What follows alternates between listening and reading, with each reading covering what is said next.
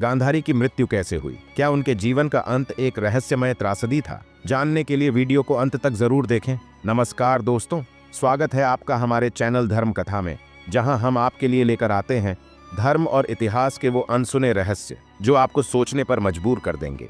आज हम बात करेंगे महाभारत की एक ऐसी पात्र की जिनके बारे में जानकर आप हैरान रह जाएंगे। ये हैं गांधारी। क्या आप जानते हैं कि गांधारी की दृष्टि में इतनी शक्ति कैसे आई? उनके 100 पुत्र कैसे हुए? और क्या महाभारत की कहानी द्रौपदी के चीर हरण से नहीं बल्कि गांधारी के विवाह से शुरू हुई थी?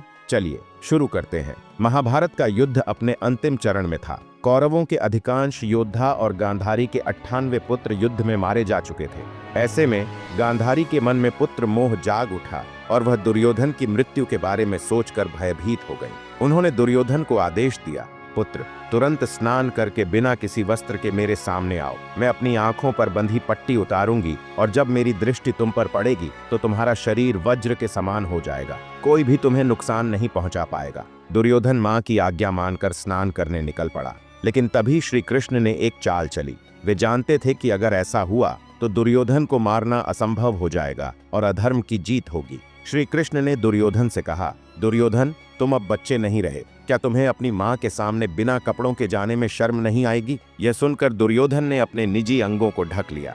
जब गांधारी ने पट्टी खोली तो दुर्योधन का शरीर वज्र के समान हो गया, लेकिन उसकी जांघें वैसी ही रह गईं। बाद में भीम ने उसी जांघ पर गदा से प्रहार कर दुर्योधन का अंत किया। क्या आप जानते हैं कि गांधारी की दृष्टि में इतनी शक्ति कैसे आई? दरअसल गांधारी ने अपने पति धृतराष्ट्र के कष्ट को समझने के लिए आजीवन आंखों पर पट्टी बांधने का प्रण लिया था। इस तपस्या के कारण उनकी आंखों में दिव्य शक्ति आ गई।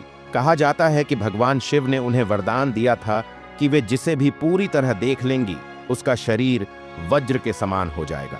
गांधारी को वेद व्यास से 100 पुत्रों का वरदान मिला था। जब वे पहली बार गर्भवती हुईं तो उनके पेट से एक मांस का टुकड़ा निकला। उन्होंने इसे 100 हिस्सों में बांटकर मिट्टी के घड़ों में रखा।